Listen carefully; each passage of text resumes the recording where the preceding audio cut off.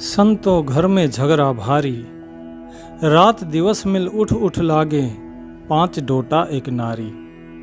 सत साहेब। सतगुरु कबीर साहेब कहते हैं कि हे संतो, घर में बहुत भारी झगड़ा लगा हुआ है और 5 पुत्र और 1 स्त्री ये उठकर बार बार रात दिन लगे रहते हैं झगड़ा करने में, ये शांति लेने ही नहीं देते। कबीर साहब से प्रश्न किया कि किस प्रकार से ये झगड़ते हैं और कौन है ये? तो कबीर साहब समझाते हैं कि एक गांव में रामदास नाम का एक व्यक्ति रहता था। उसके 5 बेटे थे, रामू, श्यामू, मोहन, सोहन और गोपाल। और गांव के लोग कहते थे कि रामदास बहुत ही भाग्यशाली है जो उसके 5 बेटे हैं, जो उसके घर की शान है। लेकिन भीतर की सच्चाई कोई नहीं जानता था। रामदास की पत्नी बहुत ही सरल और भोली थी, लेकिन थोड़ी बुद्धि की कमी थी और बुद्धि की कमी के कारण वो छोटी छोटी बातों में उलझ जाती। कई बार घर के काम बिगाड़ देती, कभी अनाज पानी में भिगोकर खराब कर देती, तो कभी दूध उबालते समय बहा देती, दूध निकल जाता। बेटे अपनी मां पर गुस्सा करते, उस पर चिल्लाते, दिन भर उससे लड़ते झगड़ते रहते कि मां तुमसे कुछ भी ठीक नहीं होता, तुम क्यों हमारा काम बिगाड़ देती हो, तुम्हारी वजह से हम सबको शर्मिंदगी झेलनी पड़ती है। ऐसे शब्द 5 बेटे रोज कहते। उनकी आवाजें जब झगड़े में ऊंची होती तो घर का वातावरण कांप उठता। बात बात पर कलह और झगड़ा। जो 5 बेटे थे, उन 5 का जो भोजन का स्वाद था वो भी अलग, सबको अलग अलग स्वाद चाहिए था। रामदास जब ये सब सुनता तो उसका हृदय टूट जाता। वो जानता था कि उसकी पत्नी सचमुच बुद्धिहीन है, परंतु वो मां है। वह अपने बेटों से ये अपेक्षा करता था कि वे उसकी कमी पर पर्दा डालें, ना कि उसे अपमानित करें। रात को रामदास अकेला बैठकर सोचता, हे ईश्वर, मेरे बेटों को मैंने संस्कार दिए, लेकिन उन संस्कारों में कहां कमी रह गई थी जो मेरे बेटे अपनी ही मां का आदर करना भूल गए। पत्नी की कमी को समझकर सहन करने की जगह उसे ताने देते हैं। क्या यही परिवार की एकता है? धीरे धीरे रामदास इतना दुखी और परेशान रहने लगा कि उसका चेहरा मुरझाने लगा। काम पर भी उसका मन नहीं लगता। पड़ोसी जब पूछते, भाई क्या हुआ, इतने उदास क्यों रहते हो, तो वो बस यही कहता, घर में शांति नहीं है, तभी मेरा मन बुझा बुझा रहता है। एक दिन गांव में एक संत आए। वे रामदास के घर रुके। संध्या के समय 5 बेटों का मां से झगड़ा देखकर साधु मुस्कुराए और बोले, बेटा तुम 5 किससे लड़ते हो?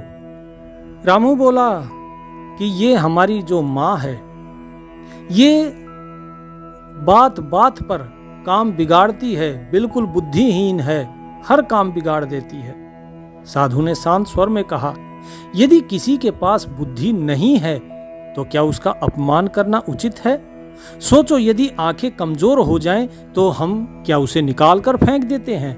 नहीं, हम उन्हें और भी ज्यादा सुरक्षा देते हैं। उसी प्रकार यदि मां में बुद्धि नहीं है या बुद्धि की कमी है तो उसका आदर और सेवा करना तुम्हारा सबसे बड़ा कर्तव्य है। उनकी बातें सुनकर 5 बेटे चुप हो गए। साधु ने आगे कहा कि मां वो है जिसने तुम्हें जन्म दिया है। उसकी गलती तुम्हारी नजर में बड़ी हो सकती है, पर उसका प्रेम और त्याग संसार का सबसे बड़ा सत्य है। मां से लड़ाई करके तुम घर का सुख खो रहे हो और पिता का हृदय तोड़ रहे हो। उन साधु महात्मा ने रामदास को कहा कि हे रामदास, यदि ये तुम्हारी बातें नहीं मानते हैं और इसी प्रकार झगड़ा करते हैं तो निश्चित रूप से तुम्हें समझ जाना चाहिए कि अब समय आ गया इनसे अलग होने का और तुम्हें इनका त्याग कर देना चाहिए। इन्हें घर से निकाल दो। जैसे ही साधु की ये बात सुनी सभी सन्न रह गए। रामदास ने कहा कि ये मेरी संतान है। तो साधु ने कहा कि क्या संतान ऐसी होती हैं? ऐसी संतान से तो निसंतान रह जाना क्या उत्तम नहीं है? यदि ये तुम्हारी बात मानते हैं तो ठीक है, लेकिन यदि ये तुम्हारी बात नहीं मानते हैं तो इनका त्याग कर दो, इसी में तुम्हारी भलाई है, अन्यथा तुम्हारा जीवन नरक बनते देर नहीं लगेगी। रामदास ने कहा कि महाराज, जीवन तो मेरा नरक बना हुआ है और शायद आप सही कह रहे हैं, समय आ गया है त्याग करने का, लेकिन एक मौका मैं इन्हें देना चाहता हूं। यदि ये सुधर जाएं तो ठीक है, लेकिन यदि नहीं सुधरे तो फिर 1 माह के पश्चात मैं इन्हें घर से निकाल दूंगा, इन्हें घर में नहीं रखूंगा। और जैसे ही ये बात सभी ने सुनी तो सभी ने कहा, नहीं पिताजी, आज के बाद हम कभी इस प्रकार नहीं झगड़ेंगे, हम आपका सम्मान करेंगे और साथ ही अपनी माता का भी सम्मान करेंगे। इसके बाद जो जीवन था रामदास का वो बदल गया। लोगों ने पूछा कि साहब, जो आपने अभी कहानी सुनाई, इस कहानी से और जो आपने अभी दोहा कहा, उस दोहे से इसका क्या संबंध है? कबीर साहब ने कहा कि ध्यान से सुनो मैंने क्या कहा। संतो घर में झगड़ा भारी, रात दिवस मिल उठ उठ लागे, 5 डोटा एक नारी। कि तुम्हारा जो ये शरीर है ये घर है तुम्हारा, और जो वो रामदास था, वो रामदास कौन है? वो तुम स्वयं हो, जो राम का दास है अर्थात भक्त। और जो 5 उसके पुत्र थे वो यही 5 डोटा और एक नारी जो उसकी दुर्बुद्धि या बुद्धिहीन पत्नी। ये सभी आपस में लड़ते हैं, जिसके कारण तुम्हारे अंदर कलह पैदा हुआ है। कैसे लड़ते हैं? न्यारो न्यारो भोजन चाहे, 5 अधिक सवादी, कोई काहू का हटा न माने, आप ही आप मुरादी। कि आपके हृदय के घर में जो भारी झगड़ा मचा हुआ है, इसमें 5 जो लड़के हैं वो हैं आपकी 5 ज्ञानेंद्रियां और दुर्बुद्धि रूपी नारी। ये आपस में मिलकर किससे लड़ते हैं? ये जीव को कष्ट पहुंचाते हैं। 5 ज्ञानेंद्रियां बड़ी ही लंपट हैं। ये अलग अलग भोजन चाहती हैं। आंखों को सुंदर दृश्य चाहिए, नाक को खुशबू चाहिए, इस जीव को अलग अलग स्वाद चाहिए, कानों को अलग अलग संगीत चाहिए। तो इस प्रकार से ये जो 5 इंद्रियां हैं, जैसे शरीर, त्वचा, इसको बढ़िया स्पर्श चाहिए, कोमल स्पर्श चाहिए। ये आपस में इनकी जो भूख है वो मिटती नहीं है, यही है इनका भोजन। और ये भोजन ये नित्य प्रतिदिन चाहती हैं। केवल अपनी इच्छाओं की पूर्ति में ही ये सभी इंद्रियां लगी रहती हैं और ये किसी की बात नहीं मानती। कौ काहू को हटा न माने, आप ही आप मुरादी। अर्थात ये किसी की बात नहीं मानती हैं, केवल अपनी इच्छाओं में लगी रहती हैं। तो क्या करें?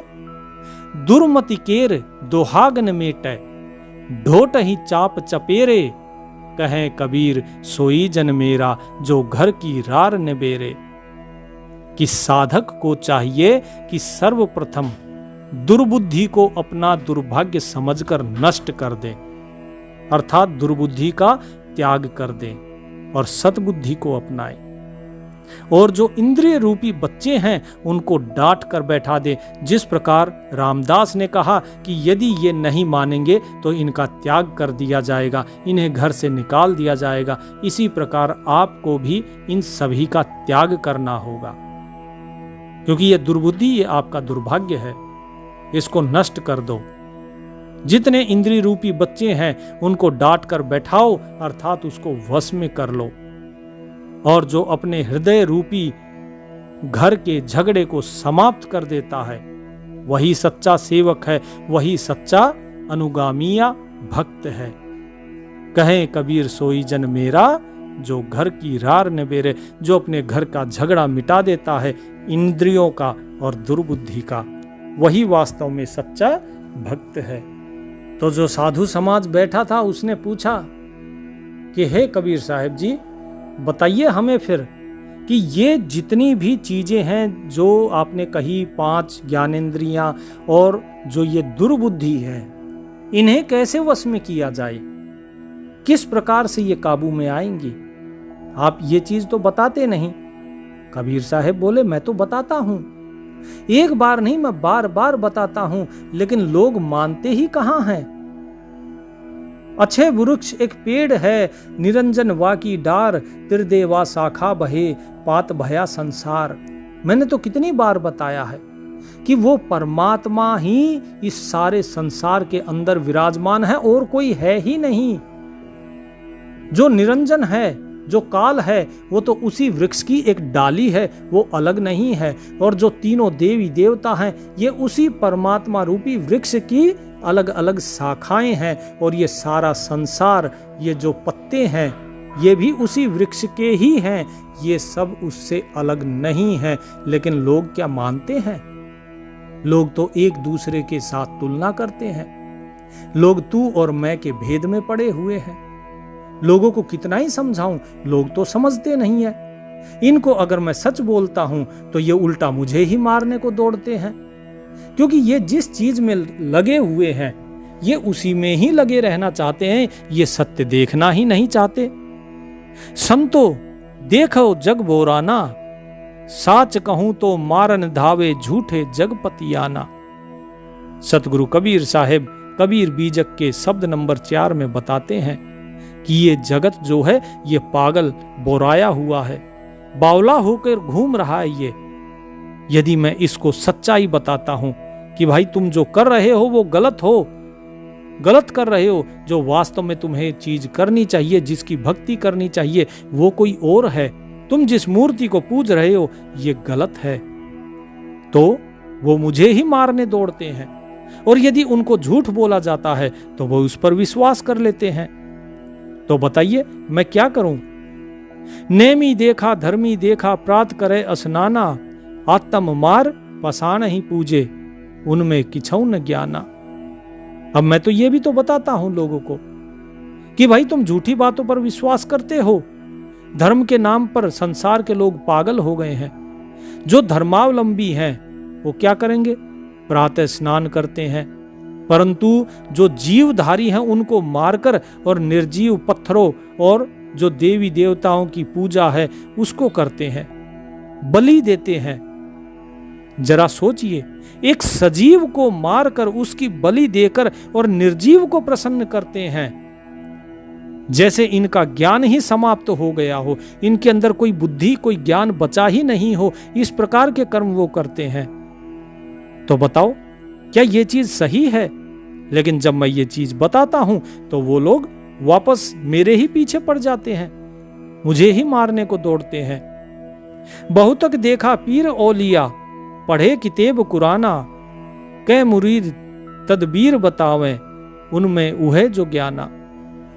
कबीर साहब कहते हैं कि जितने भी पीर पैगंबर, ये जितने पीर औलिया हैं, ये भी कुरान शरीफ और अन्य जो किताबें हैं इनकी, उनको पढ़ते हैं और वही शिष्यों को बताते हैं कि स्वर्ग पाने के लिए निरीह प्राणियों की हत्या, अर्थात उनमें भी वही भ्रांति फैली हुई है, क्योंकि वो भी तो केवल हत्याओं पे ही लगे हुए हैं। बकरीद के दिन कितने ही बकरों को काट दिया जाता है, कितनी ही भेड़ों को ये काटते हैं और खाते हैं। किस लिए? यही जो पांचों इंद्रियां हैं उनमें जो जिह्वा है उसके स्वाद के लिए, अपना पेट भरने के लिए, अपने स्वाद के लिए ये लोगों को कष्ट देते हैं, जीवों को मारते हैं, काटते हैं, खाते हैं और फिर कहते हैं कि जी हमें तो जो है जन्नत नसीब होगी। कहां से जन्नत नसीब होगी? इनके अंदर भी यही भ्रांति फैली हुई है जो पंडितों के अंदर फैली हुई है। जो अज्ञानता उनमें है वही शिष्यों के मन में भी भर देते हैं। इसके साथ साथ और भी बहुत हैं। पीतर पाथर पूजन लागे, तीर्थ गर्भ भुलाना, आसन मार डिंब धर बैठे, मन में बहुत गुमाना। कि ये लोग किसको पूजते हैं? पीतल की मूर्ति को, पत्थर की मूर्ति को पूजते हैं। कहीं ये जड़ देवता को पूजते हैं, कहीं ये तीर्थों के अहंकार में कि हमने तो बड़े बड़े तीर्थों का भ्रमण किया है, हम पापों से मुक्त हैं, इस भाव में भूले रहते हैं। कई लोग आसन लगाकर बैठ जाते हैं और सिद्ध होने का दावा करते हैं। धार्मिकता का घमंड उनके अंदर बहुत ज्यादा रहता है, परंतु पूजते किसको हैं? पीतल की मूर्ति और पत्थर के जड़ देवता को, अपने आत्म तत्व को तो वो जानते ही नहीं। ये सब बताइए क्या पाखंड नहीं है? इसी प्रकार कुछ अन्य लोग भी हैं, कुछ विशेष प्रकार की वेशभूषा बना लेंगे, जैसे कोई टोपी, माला, छाप, तिलक आदि लगा लेंगे और उनको लगाकर निज स्वरूप से बेखबर होकर, अर्थात अपने आत्म स्वरूप से वे बेखबर रहते हैं और काल्पनिक रूप में खोए रहते हैं और साखी शब्द गाने के घमंड में भूले रहते हैं। बहुत से लोग आपने देखे होंगे ना, जो शब्द गाते फिरते रहते हैं, बहुत से लोग साखियां गाते रहते हैं। तो ये सिर्फ गाते हैं, ये उस पर आचरण नहीं करते। कबीर साहब यही तो कहते हैं, कीर्तनिया से कोस 20 और सन्यासी से 30, गिरही के हृदय बसों और बैरागी के शीस। कि ये कीर्तन करने वालों से तो मैं 20 कोस दूर रहता हूं, और जो सन्यासी है, जो अपने धर्म को भूलकर, इस समाज को छोड़कर, गृहस्थ को छोड़कर और जाके सन्यासी होता है और फिर मांगने के लिए वापस गृहस्थ के ही द्वार पर आ जाता है, बोले ऐसे व्यक्ति से तो 30 कोस दूर है परमात्मा। लेकिन यदि जब मैं ये बात कहता हूं तो लोग मेरी बात पर विश्वास नहीं करते और उल्टा मुझे ही बुरा भला कहते हैं। कबीर साहब कहते हैं आगे, टोपी पहरे, माला पहरे, छाप तिलक अनुमाना, साखी शब्दे गावत भूले, आत्म खबर न जाना। हिंदू कहे मोहि राम पियारा, तुर्क कहे रहमाना, आपस में दो लड़ मुए, मरम न काहू जाना। हिंदू कहता है मुझे राम प्यारा है और मुसलमान कहता है कि मुझे रहमान प्यारा है। ये दोनों आपस में लड़ते हैं, मरते हैं, लेकिन मर्म कोई नहीं जानता। एक बार एक माता, उसने जन्म दिया अपने पुत्र को, हिंदू थी। दूसरी तरफ एक मुसलमान ने, उस मुसलमान जो औरत थी उसने भी अपने पुत्र को जन्म दिया। तो जब दाइयां उनको नहलाने लगी, दोनों बच्चों को एक साथ ले जाकर और नहलाने लगी, कुछ देर के बाद वो भूल गई कौन सा बच्चा किसका था। अब जब कौन सा बच्चा किसका था, अब जब ये भूल गई तो बड़ी दुविधा हो गई कि अरे अब क्या किया जाए, क्योंकि एक तो मुसलमान का है और एक हिंदू का। कैसे पता चले हिंदू का कौन सा है, मुसलमान का कौन सा है? अपनी गलती को छुपाने के लिए उन्होंने अपने अनुमान के हिसाब से कि ये शायद हिंदू का हो सकता है, उसे हिंदू औरत के साथ बैठा दिया और जो मुसलमान औरत थी उसके पास दूसरे बच्चे को रख दिया। कुछ दिन बीते, बड़े हुए, जो सिद्दीकी था वो कट्टर मुसलमान बना और जो राम स्वरूप था वो कट्टर हिंदू बना। एक दिन कुछ स्वार्थी असामाजिक तत्वों ने दोनों के अंदर भावनाएं भड़काई। सभी लोग आपस में एक दूसरे के साथ गुटों में झगड़ा करने पहुंचे, दंगा भड़क गया। उस दंगे में हजारों लोग मारे गए। जो राम स्वरूप था उसकी मां के ऊपर सिद्दीकी ने प्रहार किया और सर पे डंडा मारा तो उसका सर फट गया। राम स्वरूप ने भी अपनी मां के सर से बहते हुए खून को देखा तो उसने उठाकर एक तेज हथियार से और सिद्दीकी की मां का हाथ काट दिया। नफरत इतनी फैली कि अनेकों अनेक लोगों ने अपने प्राण गंवा दिए और कितने ही लोग बेघर हो गए। और जब चिकित्सालय पहुंचे राम स्वरूप और सिद्दीकी अपनी माओं को लेकर, तो उन्हें खून की जरूरत पड़ी। और जब खून देने की बारी आई तो जो सिद्दीकी की मां थी उसका खून चढ़ाया गया राम स्वरूप का, क्योंकि उसका खून मेल हुआ राम स्वरूप से, और जबकि राम स्वरूप की मां का जो खून था उसका मिलान हुआ सिद्दीकी से। अब बताइए कौन हिंदू कौन मुसलमान? ना कोई हिंदू है ना कोई मुसलमान है। यही चीज तो लोग नहीं समझ पाए। हिंदू और मुसलमान केवल आपस में ये कह रहे हैं कि हमें राम प्रिय है, हमें रहीम प्रिय है, जबकि कोई इस रहस्य को समझने की चेष्टा नहीं करता कि दोनों एक ही बात कह रहे हैं, अर्थात तथ्य एक ही है, केवल शब्दों का फेर है। और ये शब्द ही तो भेद फैलाते हैं, ये शब्द ही तो झगड़े का कारण है, और इसी शब्द जाल को बुनकर ही लोग अपना उल्लू सीधा करते हैं।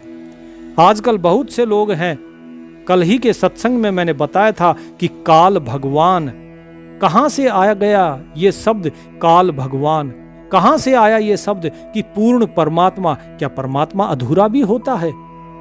काल भगवान ना कभी कबीर साहब ने कहा और ना ही कभी इन्होंने कहा, आचार्य गरीबदास महाराज ने, ना ही कभी नानक जी ने कहा, ना किसी और ने। तो वही चीज कबीर साहब बता रहे हैं कि ये सब शब्द जाल है, और शब्द जाल हमेशा अपनी स्वार्थ सिद्धि के लिए बनाया जाता है ताकि लोगों को बहकाया जा सके। क्योंकि लोगों की इंद्रियां क्या चाहती हैं?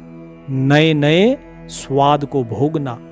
तो कान नए शब्द सुनना चाहता है, और जैसे ही नए शब्द का शब्द जाल फैलाया जाता है तो व्यक्ति का मन उस तरफ आकर्षित होता है और वो फंस जाता है शब्द जाल में। जैसे मकड़ी का जाल होता है, उसमें एक बार शिकार फंस जाए फिर उस जाल से निकल नहीं पाता। ठीक इसी प्रकार जो व्यक्ति ऐसे शब्द जाल में फंस गया, वो बिना सतगुरु की कृपा के नहीं निकल सकता है।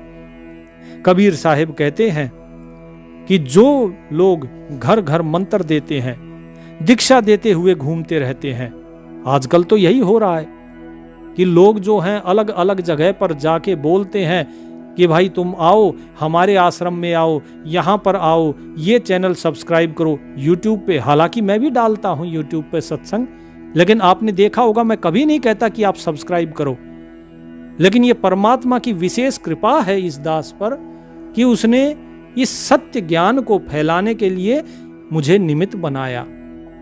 मैंने कभी नहीं कहा कि आप सब्सक्राइब करो, लेकिन उसके बाद भी ये आप लोगों की श्रद्धा और आप लोगों का प्रेम है कि मात्र 13-14 महीने में लोगों के 1000 सब्सक्राइबर नहीं होते, लेकिन 1,20,000 के आसपास सब्सक्राइबर हो चुके हैं, लगभग 100 गुना एक आम इंसान से। ऐसा क्यों? क्योंकि ये सब कुछ परमात्मा की कृपा है। तो जो कर रहा है वो परमात्मा कर रहा है, लेकिन जो व्यक्ति अपने स्वार्थ के पीछे भागता है वो शब्द जाल फैलाएगा। वो मीठे मीठे शब्द बोल के आपको कहेगा, हाँ जी आप यहाँ आओ, आप वहां पर जाओ, आप ऐसा करो, मैं ये हूँ, मैं वो हूँ, मैं आपका ये कर सकता हूँ, मैं आपका भला कर सकता हूँ, मैं ही सतगुरु हूँ, मैं ही सतपुरुष हूँ, और पता नहीं कई लोग तो स्वयं को भगवान भी बना लेते हैं। तो ये शब्द जाल जो हैं इनसे बचिए। कबीर साहब यही तो कहते हैं कि घर घर मंत्र देत फिरत है, महिमा के अभिमाना, गुरु सहित शिष्य सब बूढ़े अंतकाल पछताना। कि जो घर घर में मंत्र दिया जा रहा है ना, आप लोगों को बहुत से ऐसे लोग मिलते होंगे जो ये कहते हैं, अरे वहां से फलानी जगह से मंत्र लो, फलानी जगह से नाम लो, आपकी ये बीमारी दूर हो जाएगी, वो बीमारी दूर हो जाएगी। ये सब क्या है? यही तो कबीर साहब बताते हैं कि उन्होंने अपने एजेंटों को भेजा हुआ है, घर घर मंत्र देते फिर रहे हैं, क्योंकि इनको अपनी महिमा चाहिए, महिमा के अभिमाना। लेकिन इनका हस्र क्या होता है? इनका हस्र वही बता रहे हैं कबीर साहब कि गुरु सहित शिष्य सब डूबे, गुरु के साथ साथ उनके शिष्य भी डूब जाएंगे, अंतकाल पछताना। और अंत समय में इनके पास पछताना के अलावा और कोई भी उपाय नहीं बचेगा, क्योंकि ये तब तक अपना मनुष्य जन्म हार चुके होंगे और फिर इनके हाथ कुछ नहीं लगता। क्योंकि जो इनका अनमोल धन था, इनकी श्वासों की पूंजी, वो सारी श्वासों की पूंजी तो इन्होंने पाखंड के पीछे चलने में लगा दी। इनको जो शब्द बताए गए, जो शब्द जाल बताए गए, बोले जी गीता में ऐसा लिखा है, रामायण में ऐसा लिखा है, वेदों में ऐसा लिखा है, फलाने धर्म शास्त्र में ये है, कुरान में ये है, बाइबल में ये है। क्या इन चीजों को जानने से किसी की मुक्ति होती है? यदि ऐसा होता तो ये संसार मुक्त हो चुका होता। क्यों नहीं होता? क्यों ये बार बार इसी जन्म मरण के चक्र में फंसे हुए हैं? क्योंकि ये सिर्फ सुनते हैं, इनको केवल सुनाने वाले मिले, लेकिन कोई भी ऐसा नहीं मिला जो इनसे आचरण करवा सके, और इन्होंने स्वयं भी आचरण करना उचित नहीं समझा। संत कबीर जी कहते हैं अंत में, कहें कबीर सुनो हो संतो, ई सब भर्म भुलाना, केतिक कहो कहा नहीं माने, सहजे सहज समाना।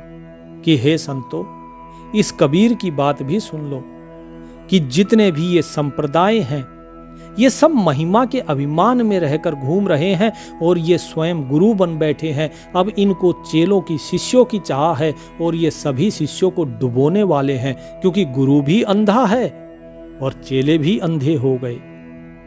जो भक्ति थी, जो श्रद्धा थी चेलों ने, वो बताई अपने गुरु को, लेकिन वो गुरु पाखंडी निकले तो उनकी श्रद्धा बेकार हो गई।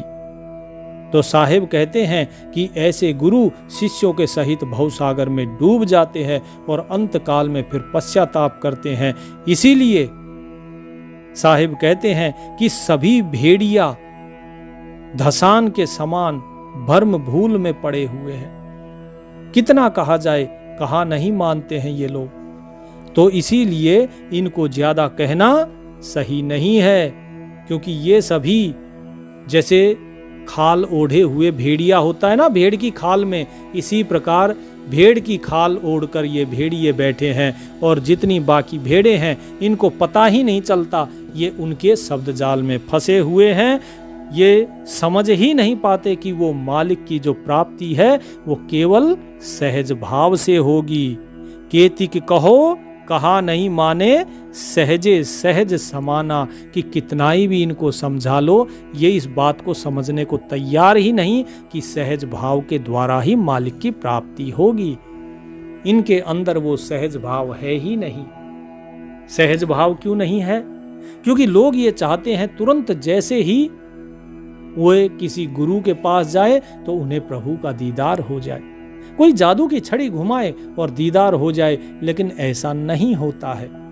यदि ऐसा होता तो हर एक जीव सारी उम्र अय्यासी करता, ऊट पटांग के काम करता, व्यभिचार करता, लोभ करता, डकैती करता और आखिरी के 3-4 महीने किसी साधु के पास बैठकर और मुक्त हो जाता। लेकिन साहिब कहते हैं ये इतना आसान नहीं है, इतना सरल नहीं है। भक्ति करना बहुत सरल है, लेकिन उसकी परीक्षा भी देनी होती है। यदि आप परीक्षा में सफल हुए तो ही आप मुक्त होगे। तो उस परीक्षा में आप बार बार असफल होते हो, क्योंकि परीक्षा आपको बता कर नहीं दी जाती। अध्यात्म का भी एक अपना सिलेबस होता है कि आपके समक्ष परीक्षा में क्या क्या आएगा, आपको किस किस चीज पर काबू रखना है। जब परीक्षा होती है तो काम, क्रोध, लोभ, मोह, अहंकार, ईर्ष्या, द्वेष, चुगली, निंदा, मान, बड़ाई, प्रशंसा, ये सारी चीजें जो हैं, इन सब की कसौटी पर आपको परखा जाता है। आप कहां विवेक का इस्तेमाल करते हैं, कहां नहीं करते हैं। और किस प्रकार से परीक्षा होती है? परिस्थितियां पैदा करके। परमात्मा ऐसी परिस्थितियां पैदा करता है जहां पर वो आपको टेस्ट करेगा, आपको जज करेगा कि आपने उसमें किस प्रकार का व्यवहार किया। आपके पास धन आया तो क्या आपने लालच दिखाया, या आपको कोई धन अगर वैसे मिल गया आपने उसे अपने स्वार्थ के लिए उपयोग किया, या फिर उसका उपयोग आपने कहीं परमार्थ के लिए किया। आपके सामने अगर सुंदर नारी आती है और वो आकर आपसे मीठी बातें करती हैं तो आप क्या फिसल गए, या फिर आपने उसके अंदर माता या बहन का रूप देखा? क्या किया है आपने? किस प्रकार का व्यवहार किया है आपने? जब कोई आपके सामने आके किसी और की निंदा करता है तो आप उसमें संलिप्त हुए या आप उससे दूर हटे? जब आपकी कोई निंदा कर रहा है तो आपको उस पर क्रोध आया कि या आपने उसे क्षमा कर दिया? ये सभी परिस्थितियां पैदा होती हैं। कहीं कहीं पर लोगों के नुकसान होते हैं, कहीं पर फायदा होता है। फायदे में आपका लोभ देखा जाता है, नुकसान में यह देखा जाता है कि आपका प्रभु पर कितना विश्वास है, कि आपका नुकसान हुआ फिर भी आप प्रभु को धन्यवाद देते हैं कि नहीं देते हैं, कि देने वाला भी तू ही था, लेने वाला भी तू ही है, तुझे पता है कि मेरे को कब चाहिए और कितना चाहिए, अब तुझे किसी और को देना होगा तो शायद इस कोटे से उठा के तूने दूसरे के कोटे में डाल दिया होगा, जब मुझे चाहिए होगा तब तू दे देगा, मुझे विश्वास है। तो ये सारी चीजें आप स्वयं देखिए कि क्या ऐसी परिस्थितियां आपके साथ आ रही हैं, यदि आ रही हैं तो समझिए कि परीक्षा चल रही है और उस परीक्षा में आप उत्तीर्ण हो रहे हैं या फेल हो जा रहे हैं, अनुत्तीर्ण रह गए, ये देखने वाली बात है। जब तक आप परीक्षाओं में उत्तीर्ण नहीं होंगे तब तक आप अगली कक्षा में कैसे जाएंगे? क्योंकि अगली कक्षा में जाने के लिए आपको पहली कक्षा का तो जो भी सिलेबस है वो पास करना होगा ना। बस इसी प्रकार से आपको धीरे धीरे परीक्षाओं में डाला जाता है। जैसे जैसे आपकी भक्ति प्रगाढ़ होती जाएगी, आपका स्तर बढ़ता जाएगा, आपकी परीक्षाएं उतनी ही कठिन होती जाएंगी। क्या आपको किसी ने मीरा की तरह विष का प्याला दिया? नहीं दिया ना। क्या भक्त प्रहलाद की तरह आपको कहीं सांपों के बीच में या खोलते हुए तेल के कढ़ाई में किसी ने डाला? नहीं ना। आपकी परीक्षाएं ये सब हुई ही नहीं है, ना ही आप भूखे रहे हैं। आपको अभी परीक्षाएं ली ही नहीं गई हैं, केवल छोटी छोटी जो परीक्षाएं हैं आप उन्हीं में ही उत्तीर्ण हो गए। किसी ने आपको कुछ कह दिया, आप उस चीज को लेकर बैठ गए, तो आप वहीं पर ही फेल हो जाते हो। एक बार की बात है जब कबीर साहिब बताते हैं कि दो भाई थे और वे दोनों भाई आपस में बड़ा ही प्रेम करते थे। एक बार की बात है, दोनों भाइयों की किसी छोटी सी बात पर आपस में कहा सुनी हो गई, बात बढ़ गई और छोटे भाई के मुंह से बड़े भाई के लिए कुछ कटु शब्द निकल गए। दोनों के बीच यही शब्द दरार का कारण बने। बड़े भाई ने जब ये बात बाहर किसी को बताई तो उन्होंने बड़े भाई का समर्थन किया और बताया कि आपका छोटा भाई आपके पीछे भी इस प्रकार की बातें करता है। तो इस चीजों से, दूसरों की बातें सुनने से उनके मन में कटुता और बढ़ती चली गई। हालांकि समय बीतता गया और कुछ दिनों के बाद वो अलग अलग रहने लगे। कभी एक दूसरे से बात नहीं की। कई वर्ष बीत गए। उसके बाद आमने सामने यदि कभी मार्ग में आ भी जाते तो एक दूसरे से नजरें चुरा लेते। समय बीता, छोटे भाई की जो लड़की थी, कन्या थी, उसका विवाह आ पहुंचा। उसने सोचा बड़े आखिर बड़े होते हैं, जाकर मना लेना चाहिए। वो बड़े भाई के पास गया, उसके पैरों में गिरकर क्षमा मांगने लगा और बोला कि अब चलिए, विवाह का कार्य संभालिए, आप ही बड़े हैं, सब कुछ आपको ही करना है। लेकिन बड़ा भाई नहीं पसीजा, उसने साफ मना कर दिया। छोटे भाई को गहरा दुख हुआ। अब वो चिंतित रहने लगा कि किस प्रकार से बड़े भाई को मनाया जाए, जबकि विवाह में अब केवल कुछ ही दिन शेष बचे थे।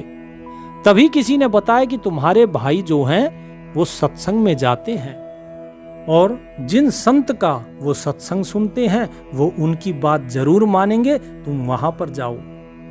छोटा भाई तुरंत उन संत जी के पास पहुंचा।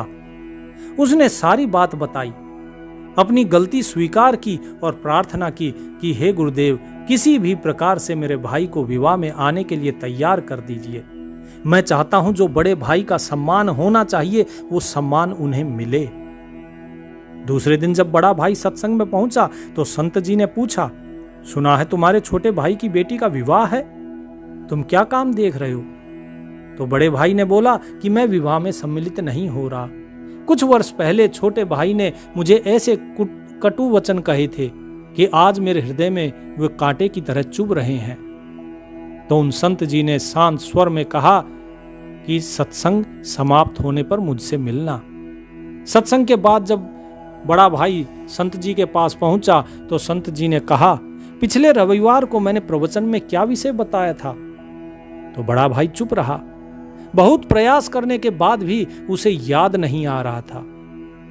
तो संत ने समझाया कि देखो, मेरी कही हुई अच्छी बातें तुम्हें 7 दिन के बाद भी याद नहीं रही और छोटे भाई के कटु वचन जो वर्षों पहले कहे गए थे आज भी तुम्हें याद है। जब अच्छी बातें स्मरण नहीं रख सकते हो तो उन्हें जीवन में कैसे उतारोगे? और जब जीवन ही नहीं तो सुधरा तो सत्संग में आने का क्या लाभ है? कल से यहां पर मत आना।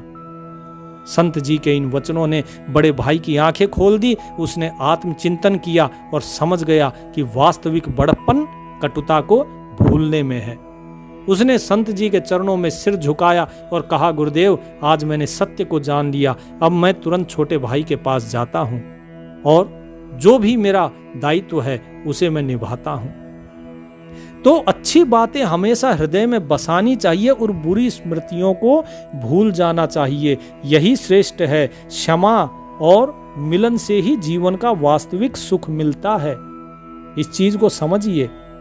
लेकिन इस प्रकार की परीक्षाएं बार बार आपसे ली जाती हैं। अब आप देखिए, जो एक छोटा सा वृत्तांत बताया आपको, ऐसा आपके साथ भी हर एक भक्त के साथ होता है, हर एक के साथ, 100% के साथ।